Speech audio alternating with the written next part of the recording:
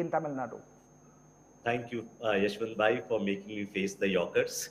Uh, so, see, BJP, because of its luxury of being a national party and also being a dominant player, can play a long game, right? And so, what BJP in that sense is playing a long game in Tamil Nadu. Because even if, like what they are basically waiting for is kind of implosion in the ranks of AIDMK. So, there are already three factions of AIDMK. One is led by Dinakaran, one is led by OPS, and the bigger chunk is led by EPS, right? And what they are hoping that if BJP touches around say 18 to 20% mark this time and improves on its performance in 2026, which will definitely in a triangular contest give advantage to DMK. So to answer your question, what you asked to Yashwant Bhai, DMK is more likely to be able to, the alliance is more likely to be able to retain its seat. Okay. They had 39 out of 39 last time. They might lose a couple of seats here and there, but by and large, the alliance is going to sort of like walk with the largest numbers from Tamil Nadu. What I think what might happen if BJP manages to keep pushing on this politics, by 2026, if AIDMK again doesn't come back to power, what you will start seeing an implosion in the ranks of AIDMK, which will open up the gates for BJP to rise.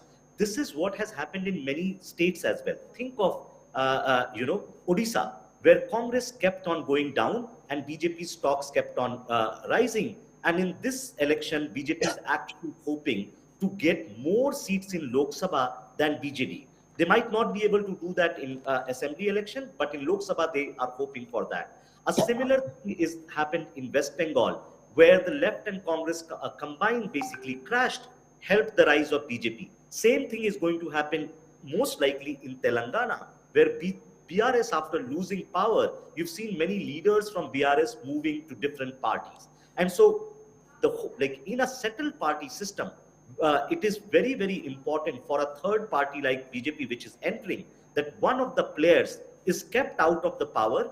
And because they get oxygen from the power, once they are out of the power, it will create that space for them. So it's a long game. It may work or not work. So it's a long game, you're saying. So 4% was the BJP vote share in 2019 elections in Tamil Nadu. You're saying it might go up a few, but nothing to make a serious dent in terms of seat share. Is that what I hear you saying? Well, see, it's hard. Like they might. I know it's hard to predict. I know. I don't want you to give me a definite answer. Yeah. Yeah, because we don't know. Like they are like they might be able to. They are in good contention in 2 seats. It's possible that they might be able to convert those 2 seats, or it's possible they might not be able to.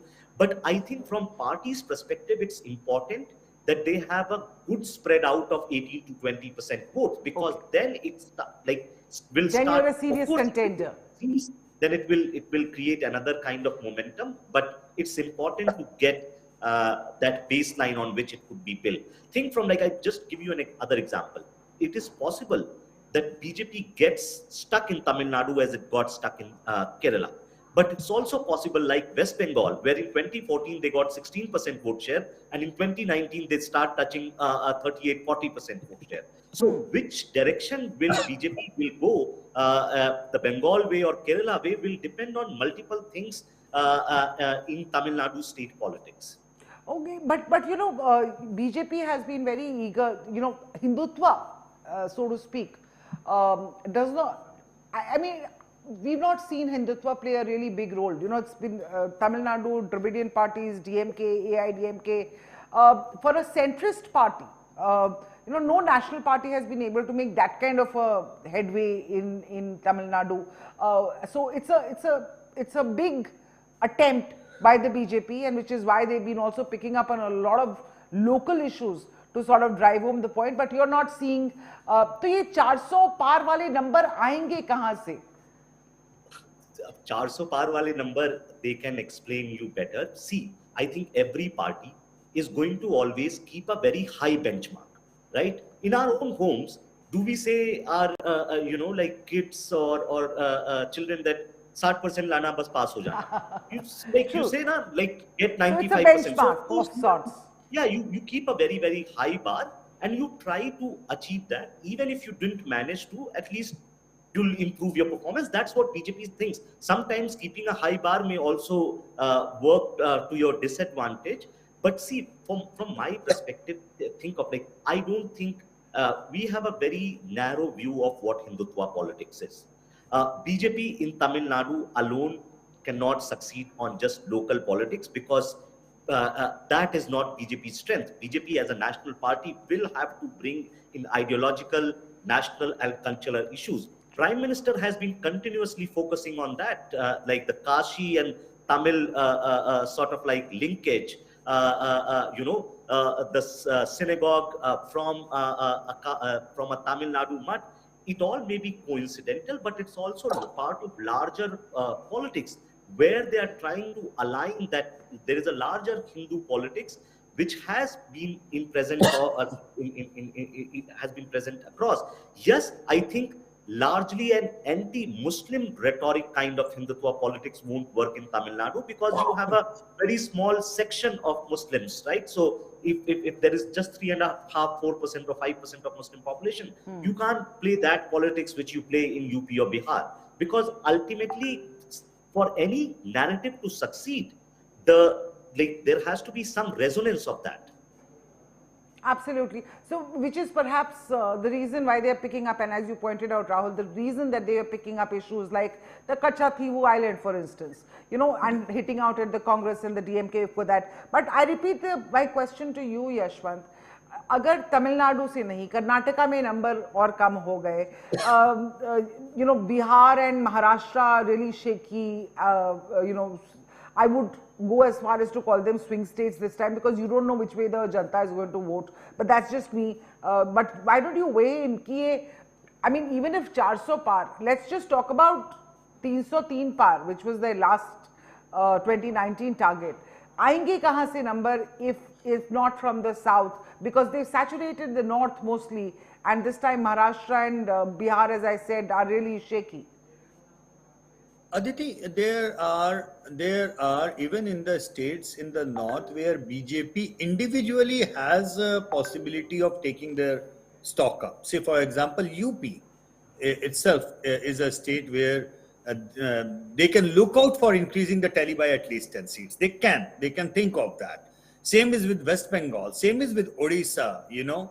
In Bihar, I won't say because they are contesting the same number of seats. But in case of Maharashtra, they are contesting way many more seats than they contest last time. Which also brings us to the question of Tamil Nadu, Aditi, which is an interesting thing when you talk about the individual vote share of the parties. Right. BJP has been contesting only 5 or 6 Lok Sabha seats in Tamil Nadu. So obviously their individual vote share could never have gone beyond 3, 4, 5 points in Tamil Nadu, right? But this is the first election where they are seriously on their symbol, 23 out of 39 they are contesting. That's a valid point. When I say on their symbol, their own people are contesting on 19 seats, and 4 seats the alliance partners are contesting using the BJP symbol. So technically speaking, because it's BJP symbol, they are BJP candidates, right? So for the first time, and please remember one thing in case of Tamil Nadu, in 2014 election, Aditi, when BJP contested alone with fringe players, that means BJP was neither in alliance with AIA-DMK, by the way Jayalalitha swept 2014, and BJP was not in alliance with DMK. Right. So in 2014 elections, Aditi, the BJP-led alliance actually polled almost 18.5% votes in Tamil Nadu. So basically going beyond DMK and ADMK kind of bipolar narrative, there was a very significant chunk of vote with the BJP alliance did poll in 2014. Of course, in 2019, they went up with the AIA-DMK, so I don't have that kind of a number to compare in 2019. But BJP knows for sure there is a tranche of votes, almost about 20% out there, which doesn't belong to either of these two dominant camps, DMK and AIA-DMK in Tamil Nadu. So they are looking for that. Now, when they used to only contest 5 or 6 seats, their individual vote share was impossible to go into double digits. You know, But now that they are contesting 23 seats out of 39 on their symbol, we can practically imagine that it is a possibility of them crossing the vote share into double digits. Now, in double digit and going beyond that, how much we don't know. Mr. Annamalai has kept a very, very, what shall I say, Ambitious target. very ambitious target of 20% votes. You know, if they cross that, then it's like political earthquake in Tamil Nadu. I would consider it no less than that. But even if they, as an alliance, if they cross 20%, I think they would become at par with AIADMK literally, and they will no more be a junior player. And as Rahul very clearly mentioned, when you are out of par, you know, when your rank and file start deserting, BJP already has Dinakaran and OPS on their side, and it would be only a matter of time they will ask them to join completely as and when they feel that the time is right, you know, in that way.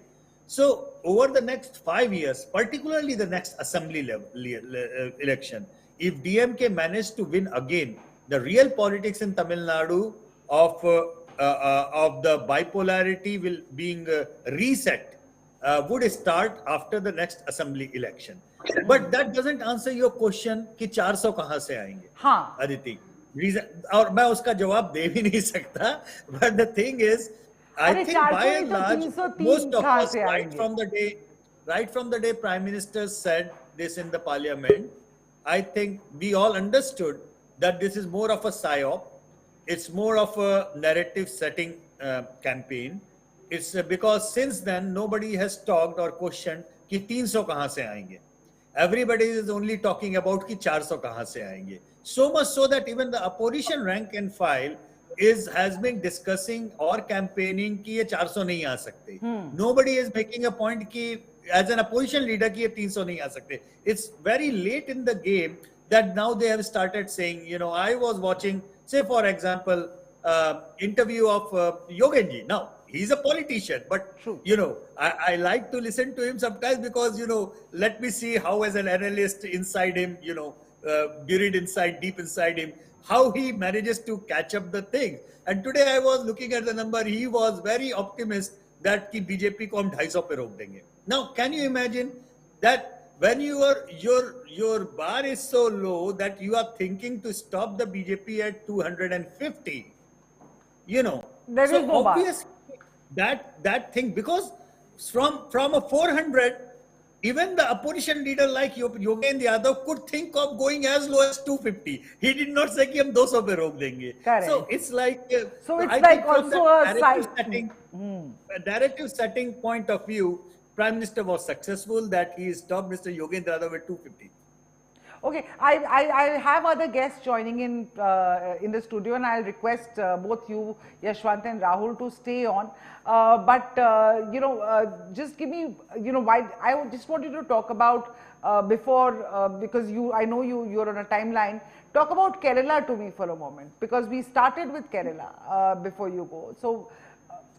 And Kerala, specifically Wayanad, and I'm really interested in, because Kerala, we all know that you know, there's a fierce campaign by Prime Minister Modi, by Amit Shah, by everybody. BJP wants to show. What is your sense about Kerala? Will they be able to sort of get any sort of seats, because there are big zero there?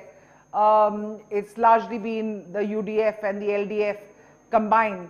But this time with the India alliance, you know, with the Congress and the left being allies at a national level, but arch foes over here, with the Chief Minister hitting out at Rahul Gandhi, even calling him Pappu for contesting from Wayanad against a left candidate. What do you make of what's happening there?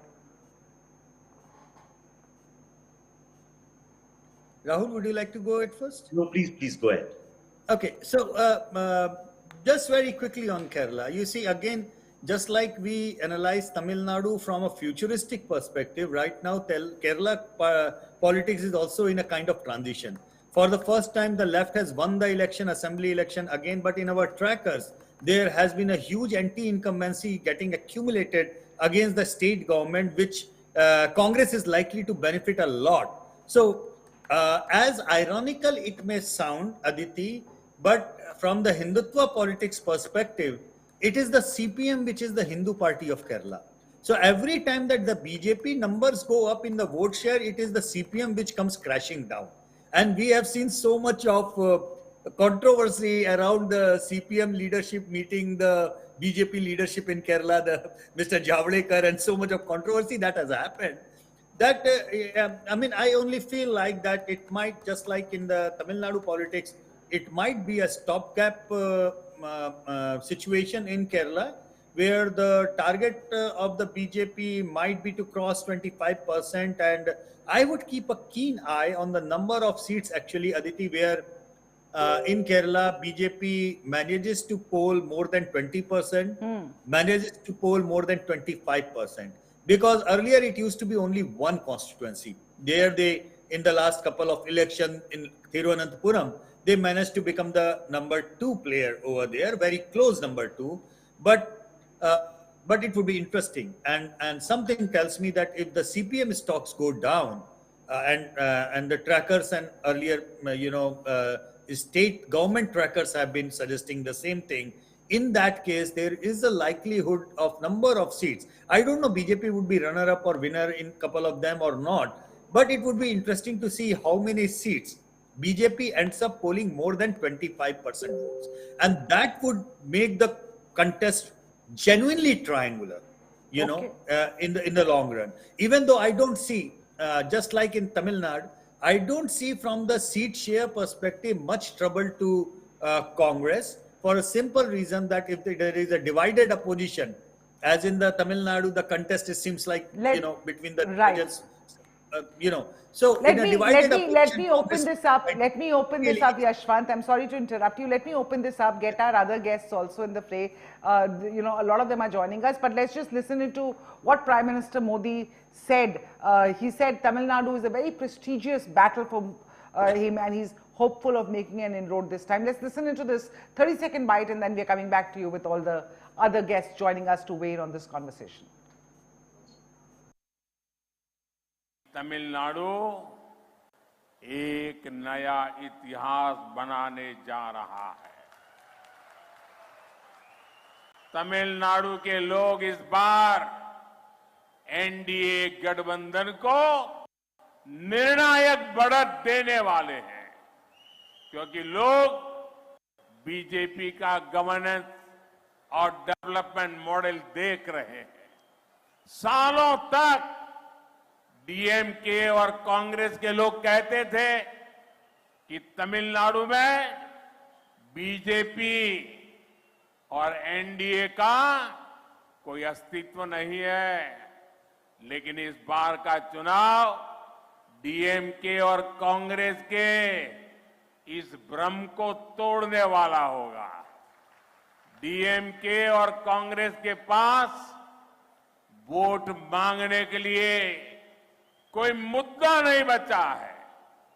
इनके पास एक पुराना tap recorder है, एक घिसा पीटा negative agenda है। तमिलनाडु के लोग भी जान गए हैं कि ये लोग ना अपने वादे पूरा कर सकते हैं, ना तमिलनाडु की संस्कृति की रक्षा कर सकते हैं। मैं आज विशेष रूप से तमिलनाडु के फर्स्ट टाइम वोटर से अपील करता हूं, आपने कई बार विपक्षी दलों को मौका दिया है। एक बार मेरे फर्स्ट टाइम वोटर्स, मेरी माताएं बहनें, मेरे किसान भाई बहन, एक बार एनडीए को अपना वोट दीजिए और हम पूरी शक्ति से आपके विकास के लिए काम करेंगे। आपके सपने, ये मेरा संकल्प है।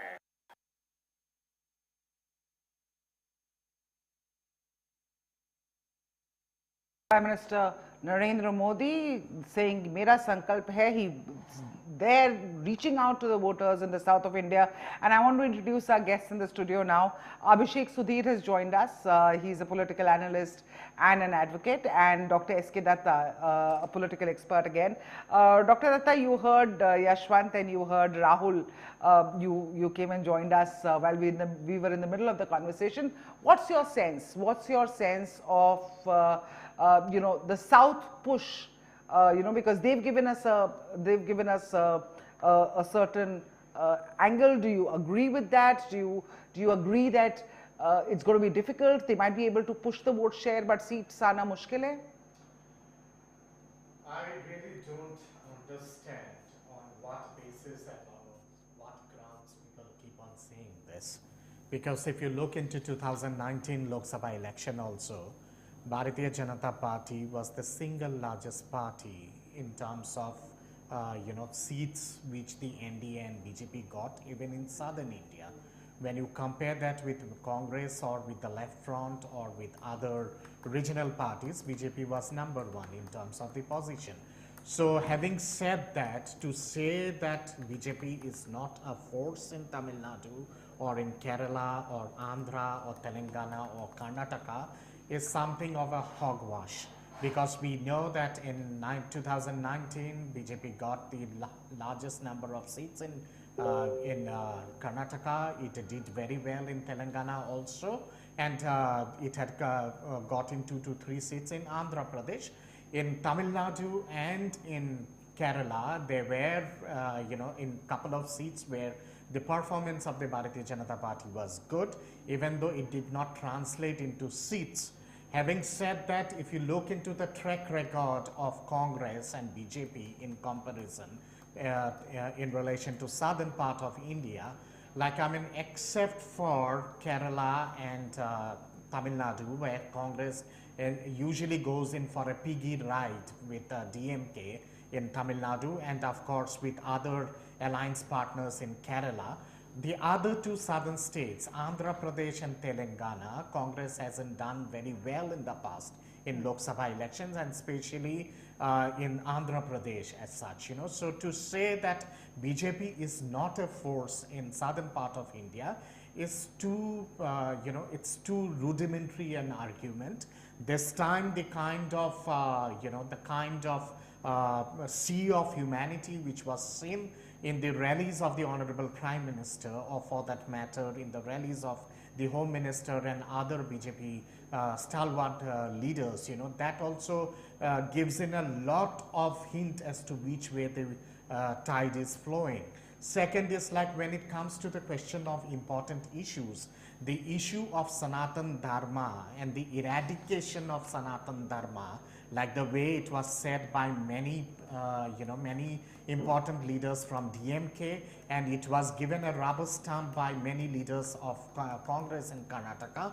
The observation, the strict observation in relation to that by the Madras High Court as well as by the Honorable Supreme Court is something which the voter and the electorate have also taken it in a very sentimental way. Singal is another issue, so no one even in Tamil Nadu had an iota of idea about Singal.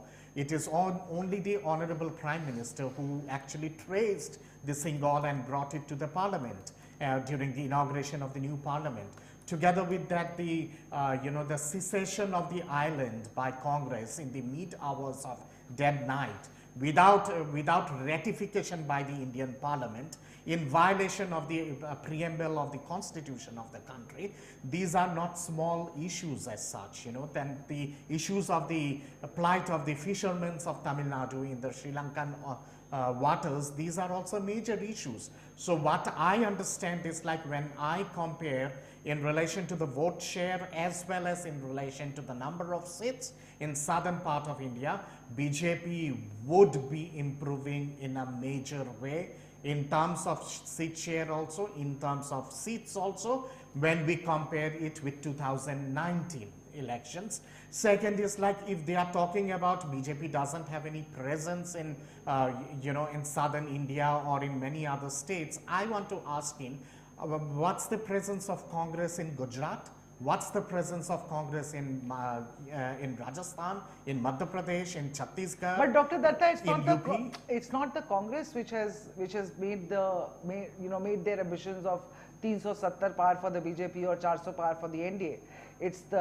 So therefore the question is how will this 400? Can you tell us what the arithmetic is? I mean, if it's a stated ambition, we're not one side or the other side. We're saying great if they can do it, but how will they do it? How does the maths add up? See, 400 par is a clarion call by the Honorable Prime Minister.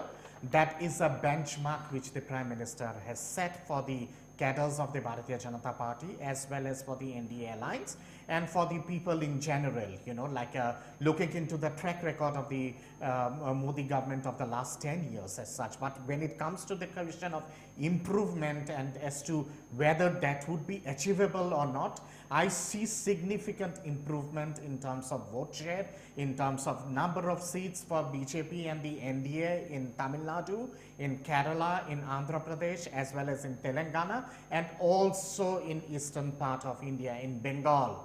Bengal is going to be a litmus test for TMC and for Didi as such, and the way things have unfolded in Bengal in the last couple of weeks with rampant amount of corruption as well as policy paralysis and Sandesh Khali and other pertinent issues coming up, it is going to be bad days for the opposition in Bengal also. There were questions being asked about Bihar as well as about Jharkhand and all that. I mean, BJP is in a kind of a seesaw kind of a battle in Bihar or in Jharkhand. How cohesive is the opposition in Bihar? How cohesive is the opposition in Jharkhand? How cohesive is the opposition in Uttar Pradesh? How cohesive is the opposition in Tamil Nadu? How cohesive is the opposition in Bengal? How cohesive is the opposition in Assam? How cohesive is the opposition in Maharashtra? If we say that BJP-led NDA doesn't have any kind of add-ons in Maharashtra, how many add-ons are going to come for the India Alliance in Maharashtra?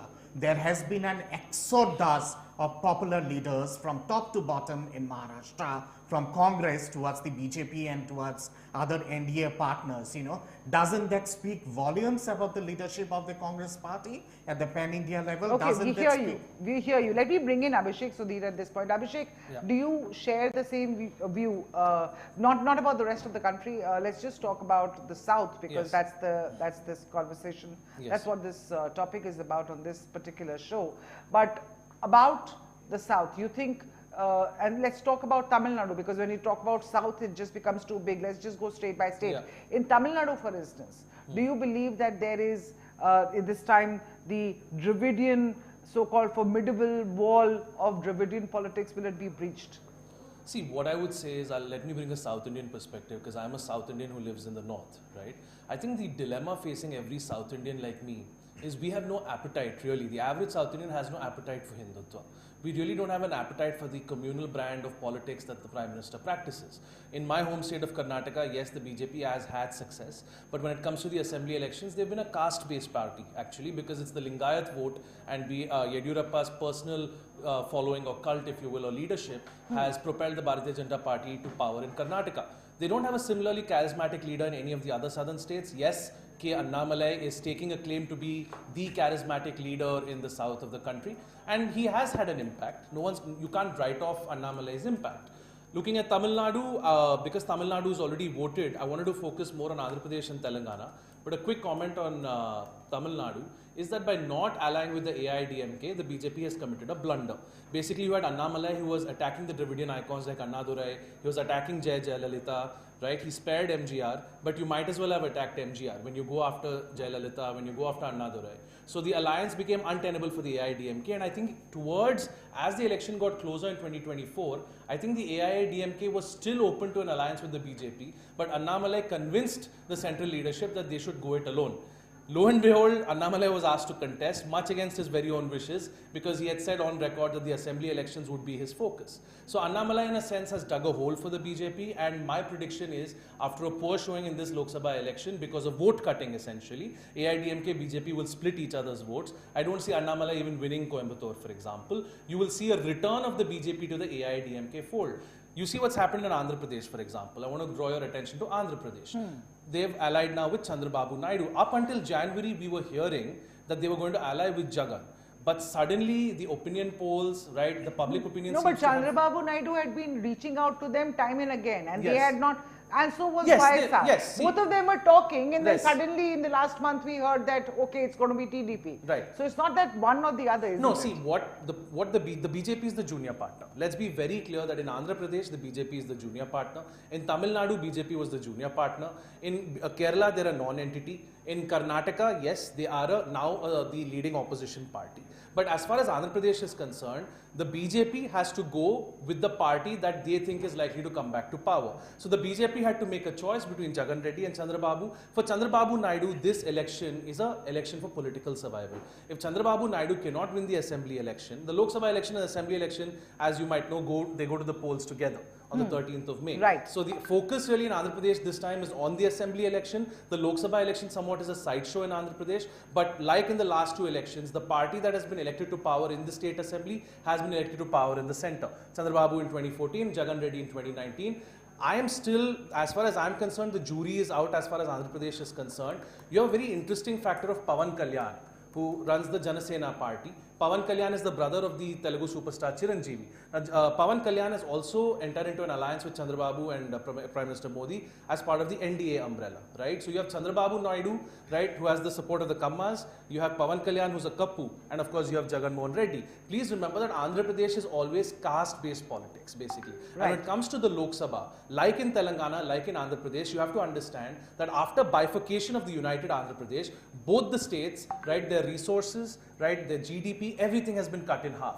The loss of Hyderabad is something that Andhra Pradesh has still not come to terms with, and that is an issue that has also been raised by the BRS, for example, in Telangana, where they're saying that Hyderabad will now be made a union territory. So you see, in Andhra Pradesh, you have 4 to 5 parties in play. You have the NDA with BJP, Pawan Kalyan, Chandrababu going up against Jagan Reddy. Another dark horse in Andhra Pradesh is the Congress YS Sharmila, sister of Jagan Reddy, who is also going to cut votes of Jagan Reddy. How is Sharmila going to cut votes of her brother? Because there is a section within the YSR that is loyal to Rajsekhar Reddy. I hear you, and while we are talking about Andhra, let's not forget that before Andhra's bifurcation, the state used to vote as one for the 42 Lok Sabha seats, as well as now TDP won 16 Lok Sabha seats in 2014. YSR bagged 9. The assembly elections were also in favor of TDP, led by Chandrababu Naidu. This I'm talking 2014. In the next elections now, in 2019, the YSR Congress bagged 151 of the 175 seats in 22 of the total 25 Lok Sabha seats. Now, Chandrababu Naidu, this time tying up with the Congress. Remember, at that time, in 2019, Chandrababu Naidu had broken away from the BJP. Now that he's back with the BJP, there's something about BJP and Chandrababu Naidu coming together that a lot of analysts believe, and a lot of political pundits believe, that this is going to do the magic for Chandrababu Naidu, because many had written his obituary. But the BJP will not have much of an impact on the assembly election, let me tell you. In fact, the BJP is not just the junior partner, they are the third partner. Pawan Kalyan is contesting more assembly seats than the BJP in the assembly election. The BJP is the junior partner in the Lok Sabha election. It is the Chandrababu factor, not the Modi factor, that is going to have an impact on the Andhra elections. There is discontent against Jagan Reddy, especially from the upwardly mobile castes. There seems to be a belief that Jagan has somewhat played Robin Hood politics, where he has taken from the rich and given to the poor. So the rich of Andhra, who are considerably rich, mind you, are pretty much fed up with Jagan. That seems to be the narrative that seems to be emerging. What we had thought up until last year was that Jagan's welfare policies would propel him to a second term, but it would appear that there is anti-incumbency. Look, whichever way Andhra votes, going back to my original point, the dilemma facing every South Indian is simply this. Neither do we have an appetite for Hindi, neither do we have an appetite for Hindutva. The BJP has dropped its Hindi plank, they have dropped their chauvinism, they have stopped trying to impose Hindi. And in fact, Tamil Nadu, for example, in Kachativu, they're trying to play the politics of Tamil sub-nationalism, for example. Right. So Mr. Modi now understands the South Indian voter. The dilemma for us South Indians is this: although the BJP is not palatable, do we give the BJP a chance in the Lok Sabha election so that the interests of the states are taken care of? If you look at Kerala, Pinarayi Vijayan's government has been paralyzed. You look at DMK, the governor is not assenting to bills. Look at Karnataka, Siddaramaiah and DK are saying that the BJP is simply not giving us our share of the taxes that have been collected. Karnataka sends 100 rupees to the center, Karnataka gets 15 rupees back. Same thing with Telangana. The voters of South India have to decide, is it worth making a bargain with the devil and accepting their policies of Hindutva in return for our interests as South Indians being protected? And one big point I want to make is, in Prime Minister Modi's third term, you're going to have a census. And once that census happens in 2026, you're going to have delimitation. What happens in delimitation? Uttar Pradesh's Lok Sabha seats are going to go up from 80 to 120. Kerala will lose a Lok Sabha seat. Karnataka, Telangana, Andhra, Tamil Nadu will see marginal increases in the number of Lok Sabha seats. We South Indians are being marginalized in this country. The Uttar Pradesh will send 120 members of parliament. Kerala, I beg your pardon, is going to lose. Kerala is going to lose a member of parliament. So Prime Minister Modi, if he follows through with this, he has to keep in mind the sentiments of the South. And maybe the South Indian voter realizes that perhaps we empower the regional parties, send the regional parties to parliament so that South India has a voice in parliament. Any South Indian leader who's elected from the South, even somebody like Yediyurappa. What about the BJP? What it's trying? It's trying to address the issues of South India. You yourself said that the BJP and the Prime Minister now understands South India. Yes. Maybe once he understands South India, and now that you're admitting that he does, maybe he will be able to, or the BJP only will be able to deliver what you're so hoping that the Dravidian parties or the regional satraps there deliver. Let me bring in Dr. S.K. Datta on that. So your view on this. See, first and foremost, to say as to who indulges in, communal politics and who indulges in secular politics, that is a different issue to be discussed and to be debated in a different plank. Because what might sound communal to you would sound secular to many people, and what might sound secular to me might sound communal to you. That's one. Second thing is, like, if you say that the brutal murder of Neha is not an issue, the conversion of Hindu women, and getting them converted and forcing them to embrace Islam, that's not an issue in Karnataka. If you say that Singal is not an issue in Tamil Nadu, if you say that the secession of the island is not an issue in Tamil Nadu, if you say that the fishermen's agony is not an issue in Tamil Nadu, if you say that, the Hindutva politics doesn't resonate in the southern part of the country, that is something which I would not buy, and I would not say it. Yes, there is a Dravidian politics which is there in Tamil Nadu. There is also the left-oriented politics which is there in southern part of India. As a counter antidote to that, there is also the nationalistic and the so-called communal Hindutva politics, which also resonates in the southern part of the country. That's one. The second thing is, like, to say that we were planning to go in for an alliance with Jagan Reddy. I really don't know from where my friend Shekhar has got this information, because TDP was traditionally an alliance partner of BJP for a long time. We had a very fruitful relationship with TDP during the Vajpayee government. But then it was the same TDP which sort of abused the Prime Minister and got out of this relationship. See, if you talk about abuses and if you talk about rhetoric in politics would always stay in Indian politics. There are many parties which have abused the Congress party like anything in the past. The left, even today, is abusing Congress day and out, minute and minute, hour and hour. But then they are a part of the India alliance at the national level. They are at loggerheads in Kerala, So this is something which is different from cohesive alliances. I'll come to you, Abhishek. Just, I want to bring in T.S. Sudhir, Abdul Razak Khan, JVC, Shriman, they're all there with us. Let me start with you, Sudhir. You are sitting down south. I've not known somebody who knows more about what's happening in the south politically than you do. tell us what's your sense.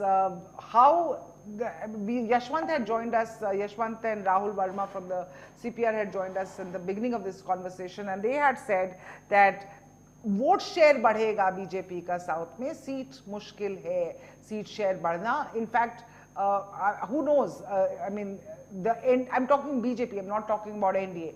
What's your sense of how the way winds are blowing? And let's start with Andhra, since that's the topic of discussion right now. Yeah, you do say down south, and that's where the BJP's challenge really is, because that's where their numbers go down, whereas in the Hindi belt, North India, West, and to an extent even in the Northeast, they do pretty well. So South is where they would really want to go up as far as the Lok Sabha numbers are concerned. You spoke about Andhra. Now, Andhra is a fascinating story, and to my mind, probably one of the most interesting elections that is being fought. Because, of course, one, it is the Assembly and the Lok Sabha elections together. Chandrababu Naidu had a rather acrimonious exit from the NDA in 2018, called the Prime Minister names, including calling him a terrorist. And for the better part of the last 5 years, we have seen the BJP keeping him at an arm's distance, not showing no interest in having any alliance. And Chandrababu Naidu has been going the BJP big time.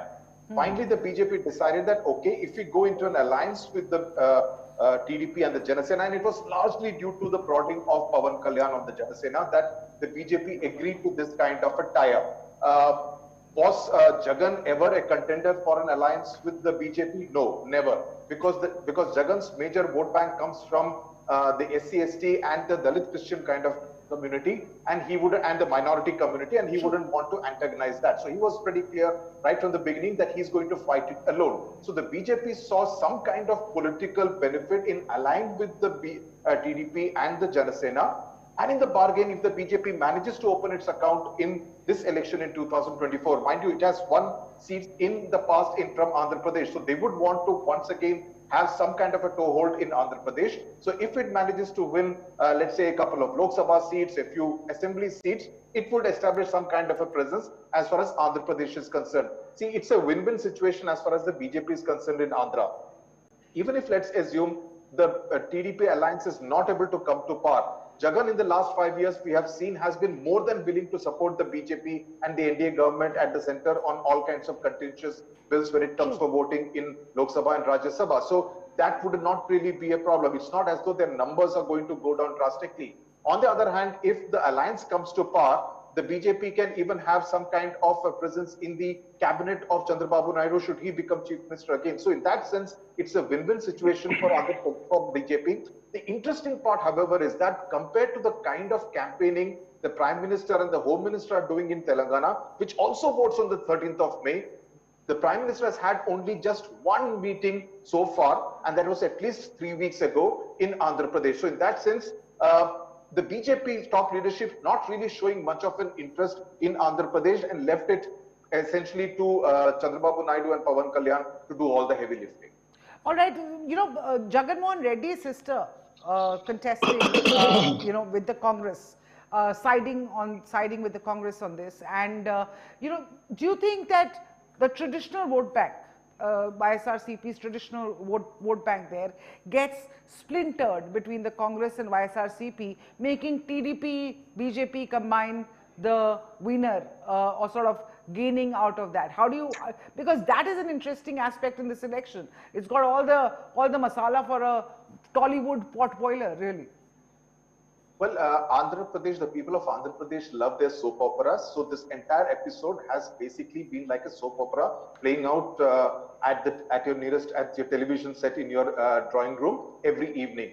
But apart from that, would the Congress really gain as a result of Sharmila's high voltage campaigning? Yes, to an extent in Kadapa, but beyond Kadapa, I don't think it's going to really make much of an impact, because the Congress, since 2011, when Jagan formed his YSR Congress Party, has lost most of its cadre, all its leadership to the YSRCP. The YSRCP is now seen as one of the contenders for power, not the Congress Party. And I don't think the people of Andhra Pradesh still have forgiven the Congress Party for bifurcating the state. So they have really not been able to come out of that to a large extent. So the Congress, just pretty much like the BJP, is not really a player as far as Andhra Pradesh electoral politics is concerned, it is essentially between the three regional parties, the YSRCP, the TDP and the Janasena. So beyond Kadapa, where Sharmila is contesting against her cousin YS Avinash Reddy, I don't see the Congress making much of an impact in other parts of Andhra Pradesh. Would they take some of the vote which would otherwise have gone to the BJP? Yes, if I am someone who is extremely angry with YSRCP for some reason, and a traditional Congress voter would not be a Telugu Desam voter as well. So in that case, I may just go ahead and vote for the Congress party. But would it translate into seats for the Congress party? I don't think so. Okay, but what about Telangana? They are going to, and let me come to you with that, JVC Sriram. I know you're sitting in Tamil Nadu, but just your sense of which way the winds are blowing in Telangana, since we are talking Andhra and Telangana. According See, to I'm sitting in Telangana actually. I'm sitting in Nizamabad, I know. northern Telangana. Okay. I know you're sitting in Tamil Nadu. Yes. Chennai. No, I've just moved to Telangana. I'm sitting. Oh, you are in Nizamabad. Telangana. Okay, wonderful. So good to ask you this question. So, Telangana. I think. Yeah, please go ahead. No, please go ahead. Sorry. So, see, Telangana, if you look at it, as far as southern Telangana is concerned, if you look at places like Khammam, Nalgonda, or for the matter, Mahmoodabad, these are places where BJP as an organization does not exist. When I say does not exist, even if there is somebody who is wanting to cast their vote for the sake of Modi or for any reason, okay, for reasons which people do not want to vote for BJP, there are also people who have enough reasons to vote for BJP. So there are, say, around 5 to 6 seats where BJP has absolutely no chance. So in those places, where is the wind going to go in favor of? It is obviously going to go in favor of Congress party. Because BRS party has not woken up. And it's just, if you look at it, even a former CM KCR had just come out and spoken to the press just a few weeks back. If I'm right, just a week back. So as a result of which, I think BRS party is highly demotivated and the cadres are moving helter-skelter. So as a result of which, primarily it is becoming a bipolar contest between BJP and Congress party. So if I look at the following seats, like say Adilabad, Karimnagar, Nizamabad, look at Secunderabad, Chevalla, Malkajgiri, these are seats where BJP had good organizational strength, and they also have a face because they have people like sitting MPs like Karimnagar, you have Bandi Sanjay, Adilabad, you have changed the MP, but they also want. But they weren't able to reap that benefit in the recently concluded assembly elections. So, see, in the assembly election, from 1 seat, they moved to 8 seats, which according to me is a very big thing. And if you notice, one of the seats in Kamareddy, which is belonging to Zahirabad parliamentary constituency, the MLA bet not only KCR, but also the present CM Revanth Reddy. So, because he presented himself as a local face. So, that was basically an earth-moving situation as far as the assembly election is concerned. So right now, there is a Ram Mandir wave in the northern Telangana. I can see it. The Ayodhya temple has got certain traction. There is enough anti-incumbency which has set in against Revanth Reddy because he promised a lot of things, 6 guarantees which he promised. And they put dates also, that so-and-so date, we will release so-and-so funds, right to Bandhu, we will give you guarantees, all those guarantees, and guarantees have gone out of the window. And also there has been a reach out to tribal community. And if you look at it, Adilabad and Nizamabad have got a good tribal population. And this tribal reach out has really worked. So what I would say is, between BJP and Congress, they will be in a position to share anywhere between 7 to 8 seats. And right now, because certain imports have come from, say, BRS into BJP, because BJP lacked faces in Zahirabad, BJP lacked faces in places like Bhonagiri is also not a place where BJP had a great organization. But they have some good candidates, as a result of which you would not be surprised if BJP goes past 7 or 8 seats. And same Congress will also go around 6 to 7 seats. MIM obviously 1 seat. Medak is 1 seat where there is going to be a tripolar contest between BJP, Congress and the BRS. And they have a good candidate in Raghunandan Rao, who was the first person who bet BRS in Dubak Assembly by-election in 2020. And Dubak, mind you, is a seat which is located right in the middle, surrounded by Siddipet, surrounded by Gajwel. These are KCR seat, Harish Rao seat, KTR seat. And in that particular seat, Dubak, he won. But he could not win in 2023. You know, That's a different story but altogether. you know, maybe, and let me just bring in Abdul Razak at this point of time. Hi, welcome to the show. I'm sorry that you've been waiting patiently for your turn to speak. But your sense... That's fine, Aditi. Your sense, I'm going to come to Karnataka and talk to you, but your sense on what JVC Sriram is saying about Telangana and, you know, becoming a three-cornered contest this time, JVC Sriram, I believe you're saying, and then eventually BRS is going out of the picture. Is that what you're predicting? Yes, definitely BRS will be out of the picture. Now this time what happens is people are still to come out of the celebratory mood of the Congress victory very recently. And this is with Karnataka as well.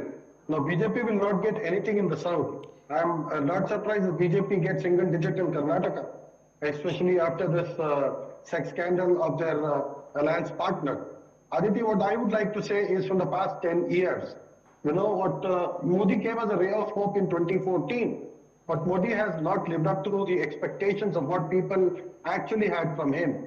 Now the situation was bad, now the situation is worse when it comes to unemployment, when it comes to farmers' issues, when it comes to people welfare schemes.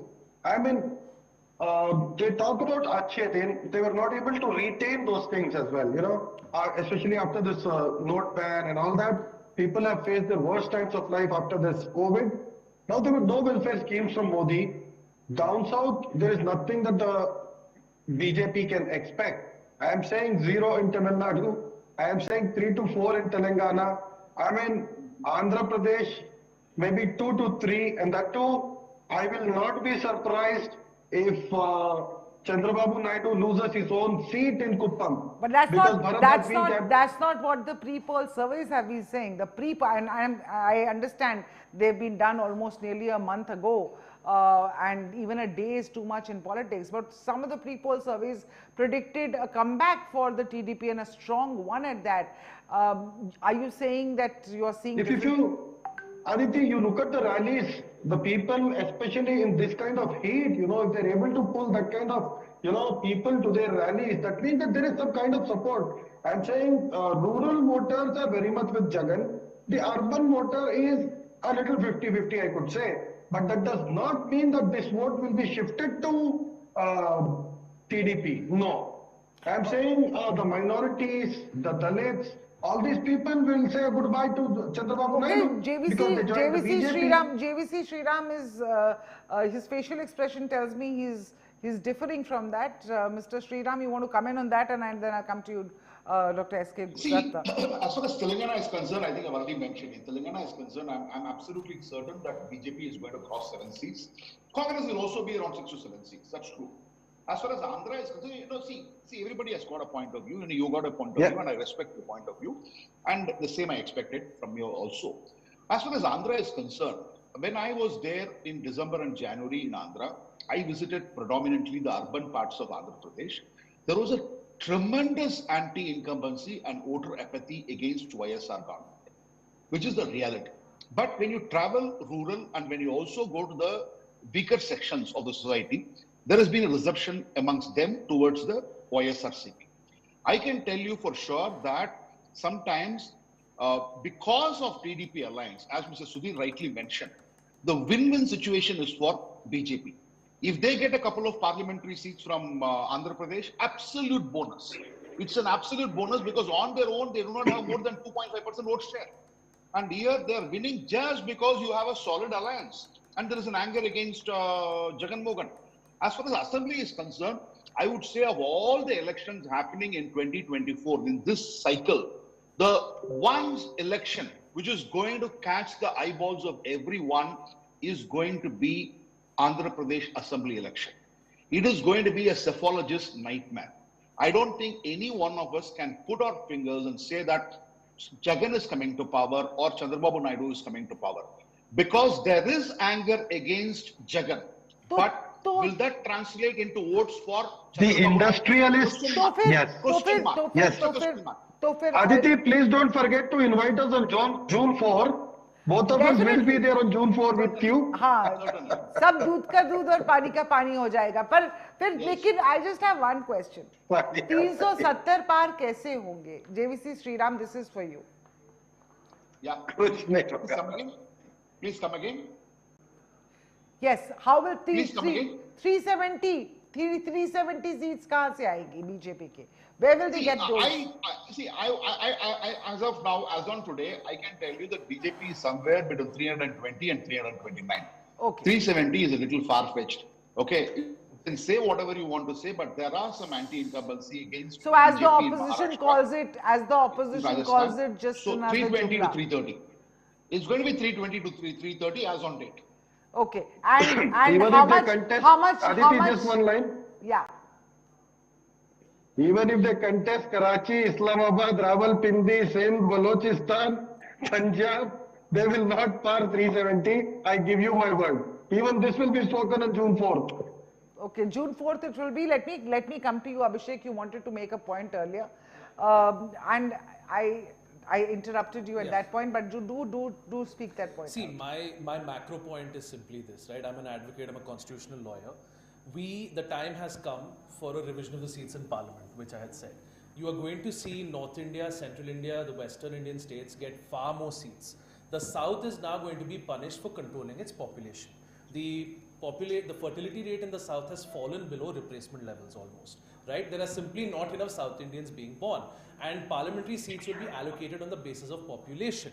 So every South Indian has to think, is my voice going to be adequately represented in parliament? Are my interests going to be adequately represented in parliament?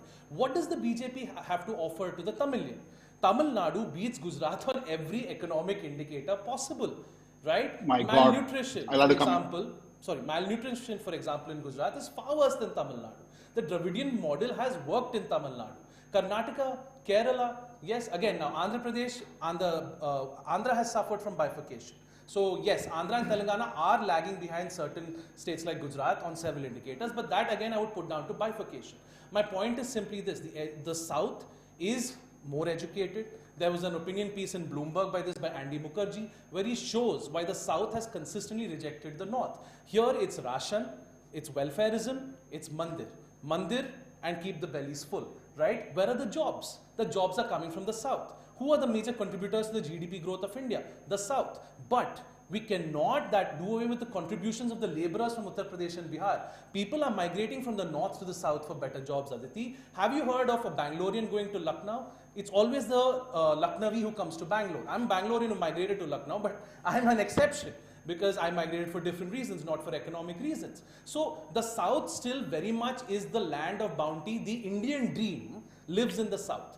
But if the north is going to be rewarded, right, for not being able to control its population with more seats, more political representation, my question is Prime Minister Modi ready to stay the course with Tamil Nadu? Is he ready to stay the course with South India? Or is he going to say, chalo bhai, koshish to humne kar liya hai, seat to nahi mil rahe, vote nahi de rahe, so let me focus on my base. But you're saying that if they stay the course, because remember, 10 years ago, the BJP used to be a very North Indian party, just in the Hindi-speaking states. Then they came to power in 2014, and then they made inroads in the Northeast, where they were virtually absent. Then they made those inroads there. Now they are control large parts, or they rule large parts of the Northeast. Similarly, is something that they are trying in. I mean, if you discount. See, let's take Himanta.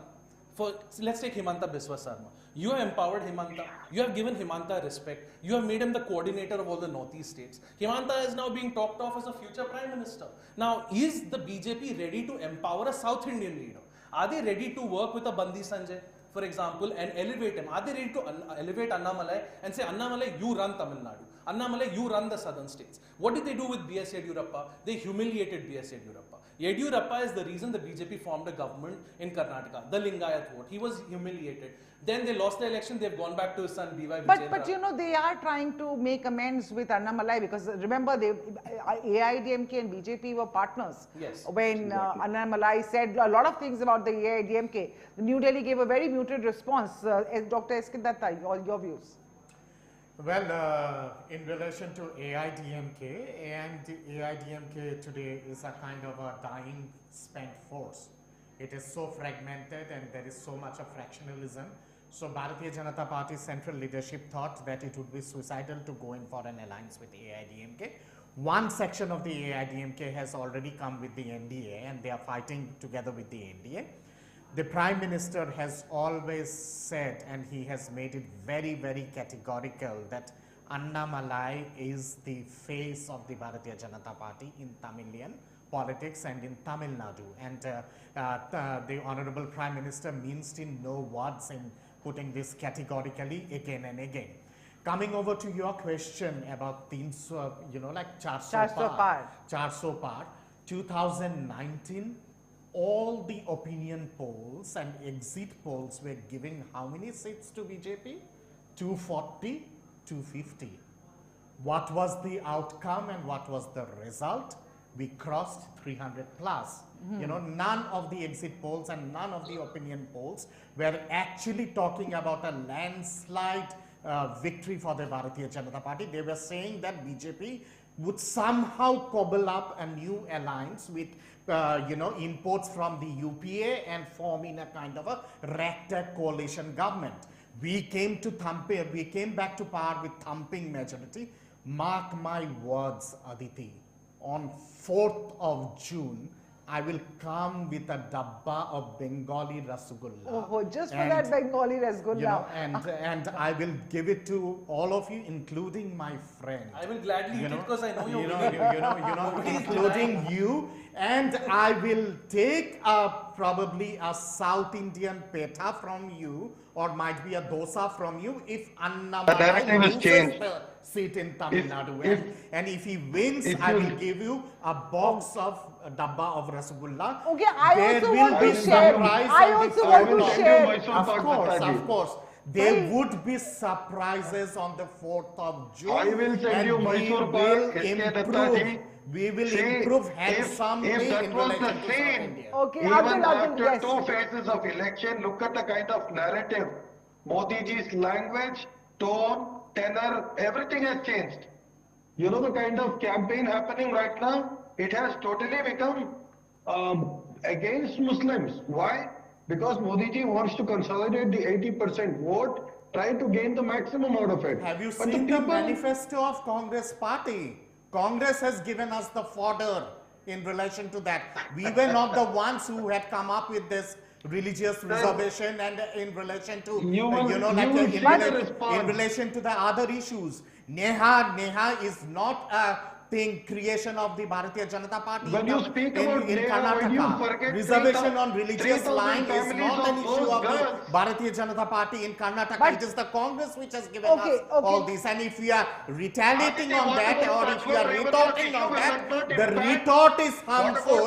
The creator is absolutely pious. This kind of logic doesn't apply anymore. Okay, one second. Okay, everyone. Nobody can understand anything. I can't hear what you're saying. I've heard what Dr. Datta had to say. Now, Mr. I am saying that when you talk about Neha's murder, why do you forget Prajwal Revanna's act? You think the 3,000 innocent girls and their lives, families, you think people of Karnataka will forgive and forget so easily? Why should we not talk about Neha? Why should we not talk about Neha? And the dilly-dallying of the Congress party in Karnataka on the issue of Neha. Why will we not talk about Neha? Okay. Sir, the irony is the minority is always looked at with their mistakes and the majority is always looked at with their achievements. Okay, Sudhir, let me come to you. Let me go to Sudhir, because both of you are saying something, and I really want to tackle this question before we finish this conversation, because that's big, because polarization has become a big part of the entire conversation as far as elections are concerned. Sudhir, what says the people of Karnataka? There is between the first phase where between the previous phase where 14 seats went to polls and this phase 14 seats again, there is the issue of love jihad, there is the issue of OBC quota for Muslims, there is the issue of Prajwal Revanna, all these things coming to the fore. How do you see polarization impacting the voters' choice in the next set of 14 seats that are still to go to polls in Karnataka? Well, two facts here, Aditi. One, the JDS is not really a factor as far as the second phase of elections is concerned, to the extent Yeah, they were a but the factor in South opposition is Karnataka. tying it No, I up to the understand. BJP, right? Yeah, yeah, Yeah. sure. So what I'm saying is that, I mean, they are a force essentially in South Karnataka. They are not a force in the Mumbai Karnataka region. To an extent, yes, in the Hyderabad Karnataka region, they are a force to reckon with. But yes, this entire Prajwal Revanna issue is going to become an embarrassment for the BJP, and the Congress is obviously trying to milk it to the maximum extent possible so that they can do better in this. But the other side is also true. The BJP and the BJP leader is now saying that the cab driver or the driver gave the pen drive to the Congress leaders, to the deputy chief minister much in advance, and they chose not to disclose it. And at that time, they were just, now this is political, using the women and these tapes for political opportunism. So, who to believe and who not to believe, we'll never know, because these are the clouds of elections. Yeah, there is the fog of war in the cloud of election. See, it's very obvious that the bigwigs in the Congress government were aware of something like this happening, which is why the entire thing kind of blew up. And there were reports about this even during the first phase itself, but except that it did not blow up to the extent the way it did after the first phase of polling. The second phase of polling got over on the 26th of April. That's the southern Karnataka phase. But let me also take it from the way a state like Tamil Nadu or Kerala voted. I do not think there is a pan-state issue. I have seen even in this Lok Sabha election, which is for all practical purposes pretty much a waveless election, very much local issues deciding constituency from constituency. For example, in Tamil Nadu, the issues on which a Coimbatore voted are very different from what a Vellore voted, are very different from what a Theni or a Ramanathapuram voted. So issues are different from constituency to constituency. So I don't think the entire set of 14 seats in the northern part of Karnataka, the Hyderabad Karnataka and the Mumbai Karnataka region are going to vote on this one particular issue of what happened with Prajwal Revanna. There are going to be local constituency level issues. There is going to be, of course, the factor of Modi. How much does that play out? There is also going to be the factor of how the Congress government has performed in the last 1 year or so. So all these factors come into play. If I may just quickly move away from Karnataka and talk a couple of things about Telangana, which Sriram also mentioned. I personally feel, adding to what he said, I personally feel this election of the Lok Sabha is pretty much going to be, notwithstanding KCR's boast of winning up to 12 seats, this is essentially going to be how much the BRS collapses as far as this Lok Sabha election is concerned, and how much that vote gets divided between the BJP and the Congress.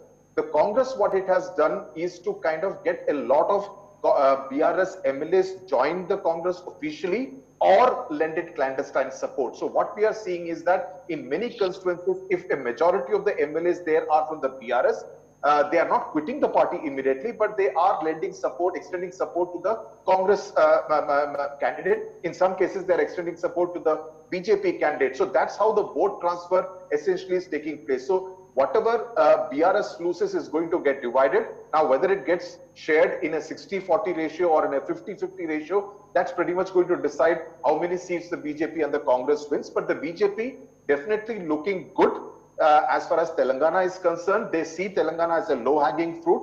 They did so even in the past during the GHMC elections 4 years ago. So they do see, this is the mango season. So as far as they are concerned, they would like to get some juicy Banganpalli seats as far as Telangana is concerned.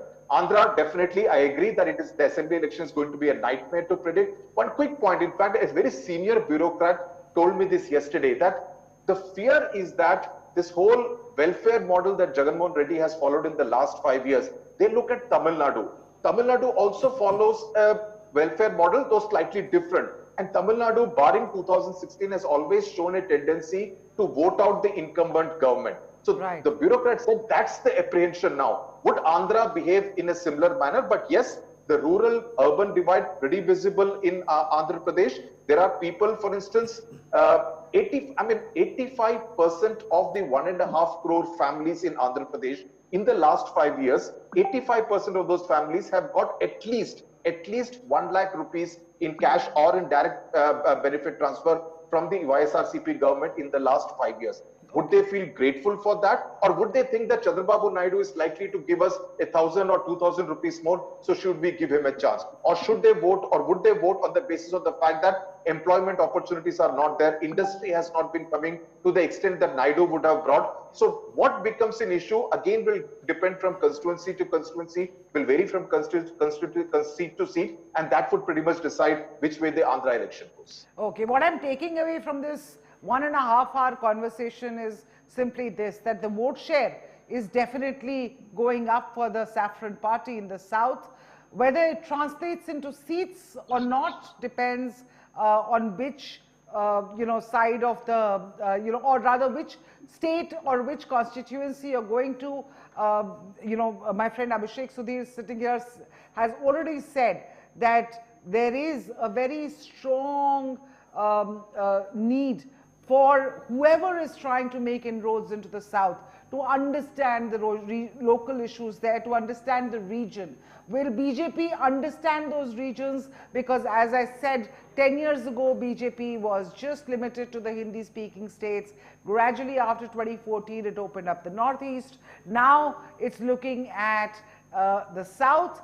Will it make inroads there this time? The answer seems to be yes. How much will the vote share be able to, that they gain there, be translated into seat share? That we'll have to, of course, wait and see. But thank you for watching this broadcast, and thank you viewers for watching the Times of India Narrative Election Special Series. We come back to you on 7th of May again with another, at 5 p.m, with another 1.5 hour Jamburi talking about the key things, and especially on that particular day, especially we're going to talk in detail about Andhra and Telangana, because Andhra, of course, goes completely to vote on that day, not just the Lok Sabha seats in Andhra, but also the assembly elections. So very critical elections in Andhra this time on the 7th of May. We will know, and each of those parties, be it the TDP, be it YSRCP, or be it the Congress, very, very high stakes election for everyone in Andhra this time. But thank you so much for watching this broadcast. Stay tuned to the Times of India.